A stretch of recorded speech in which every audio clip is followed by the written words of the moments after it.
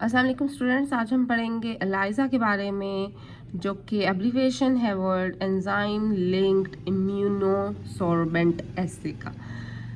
ये खासी advance technique है जो कि इफ़ेक्टिवली यूज़ होती है डायग्नोस्टिक सेंटर्स में। और इसमें क्या क्या कौन से इंस्ट्रूमेंट्स यूज़ होते हैं, कौन से प्रोटोकॉल्स यूज़ होते हैं, उसके बारे में अभी हम देखते हैं डिटेल में नेक्स्ट स्लाइड्स में। अच्छा जी, जैसा कि मैंने पहले अभी बताया है कि ये एब्रीविएशन है enzyme linked in immunosorbent essay, and it's a common laboratory technique which is used to measure the concentration of an analyte, usually antibodies or antigens in solutions. आपको मालूम ही है कि एंटीबॉडीज़ और एंटीजेंस क्या होती हैं। एंटीबॉडीज़ का स्ट्रक्चर हमने एक बार डिस्कस किया है, प्रोटीन्स होती हैं बेसिकली नेचर में, और ये प्रोड्यूस होती हैं। Antibodies and antigens are actually related to the immune system of the body. Body में इम्यूनिटी या क़ुव्वत मदाफ़ियत एक्चुअली एंटीबॉडीज़ की वजह से प्रोड्यूस होती है। लेट सपोज अगर कोई डिज़ीज़, लेट सपोज किसी बॉडी में एंटीजेंस आप इंट्रोड्यूस कर दें, इंजेक्ट कर दें, तो ये एक antigen is outsider body, invader, ठीक है। उस बॉडी को रिक्वायरमेंट नहीं है किसी भी जिस्म को, तो लेकिन अगर कोई ऐसा इंग्रेडिएंट सब्सटेंस किसी इंजेक्ट कर दिया जाता है उस जिस्म में, या फिर प्रोड्यूस होने लग जाता है किसी डिजीज़ की फॉर्म में, कोई एंटीजेंस प्रोड्यूस होने लग जाते हैं, तो इंसान के जिस्म का क़ुव्वत मुदाफ़ियत जो इम्यून सिस्टम होता है वो उन एंटीजेंस या इन्वेडर बॉडीज़ के अगेंस्ट एंटीबॉडीज़ प्रोड्यूस करना शुरू कर देता है, ताकि इन एंटीजेंस को कंट्रोल किया जा सके या रोका जा सके, ठीक है। तो enzyme linked immunosorbent essay is actually performed to measure the quantity of antigens or antibodies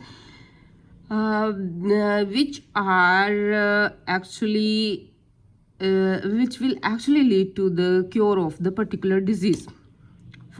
ये डायग्नोसिस में हेल्प करेंगे। अच्छा, अब यहाँ पे एक आपको एक प्लेट सी नज़र आ रही है जिसमें छोटे छोटे होल से हैं, वेल्स से हैं छोटे छोटे। तो ये क्या है, ये हम नेक्स्ट स्लाइड्स में पढ़ते हैं। इस तरह के वो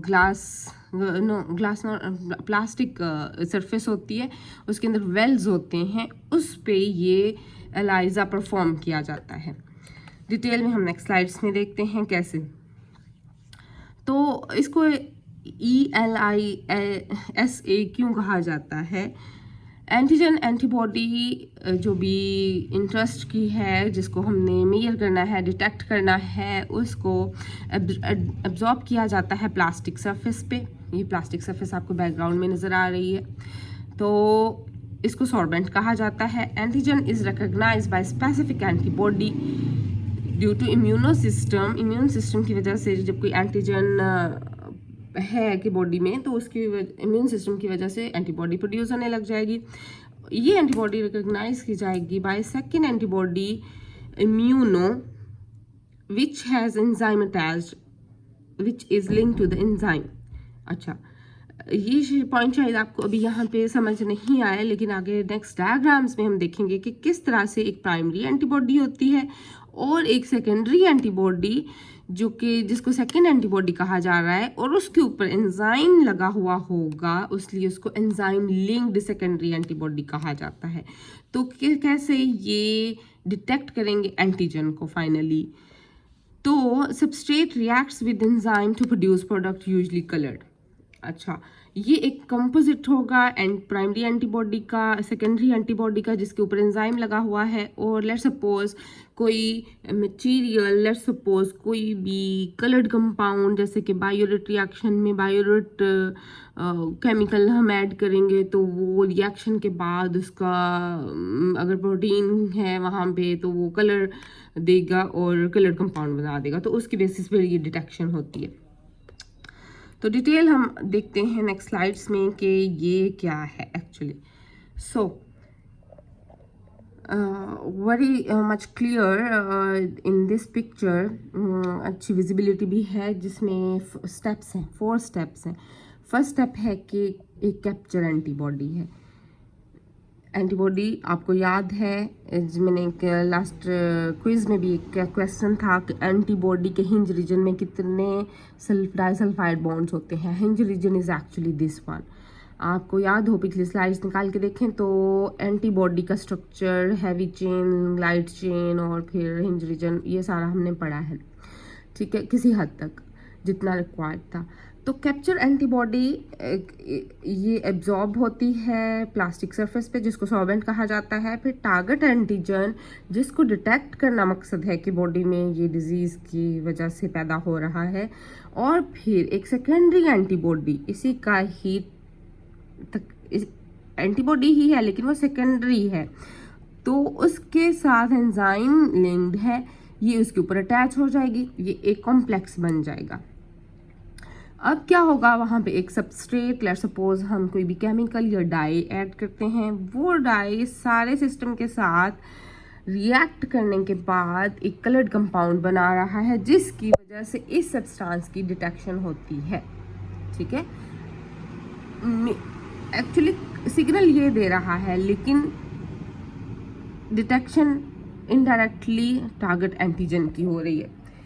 तो इसकी डिटेल हम देखेंगे कि कैसे हम टारगेट एंटीजन को मिकदार में कम करेंगे, ज़्यादा करेंगे, तो यहाँ पे कलर कम या ज़्यादा प्रोड्यूस होता जाएगा।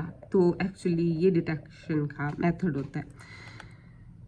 तो ये हिस्ट्री ऑफ एलाइजा है कि किस तरह से किसने प्रेजेंट इसको फर्स्ट डिस्क्राइब किया था 1960 में by Rosalyn Sussman Yalow and Solomon Berson ने पेपर पब्लिश किया था बैक इन 1960, तकरीबन 80 साल पहले, और फिर 60 years back.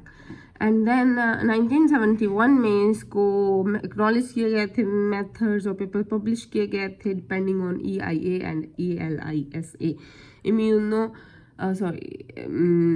enzyme immunoassay and enzyme linked immunosorbent assay, ये हैं इनके एब्रीवेशंस, ये हैं इनके डिस्कवरर्स। अच्छा जी, देन बेसिक टर्म्स जो कि इसमें यूज़ होती हैं, सॉर्बेंट क्या है जी, सॉलिड फेज है, यूजली माइक्रोटाइटर प्लेट इसे कहा जाता है। ये जो प्लास्टिक की प्लेट है, इसमें 96 वेल प्लेट भी कहा जाता है।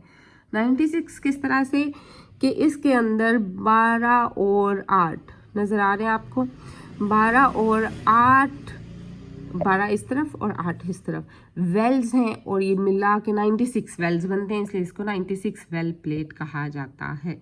और ये प्लेट डिवाइसेस में, रीडर्स में, जिन इंस्ट्रूमेंट्स पे इसको मेजर करना होता है उसमें फिट आ जाती है, इसलिए ये इसी साइज़ की ही बनती है।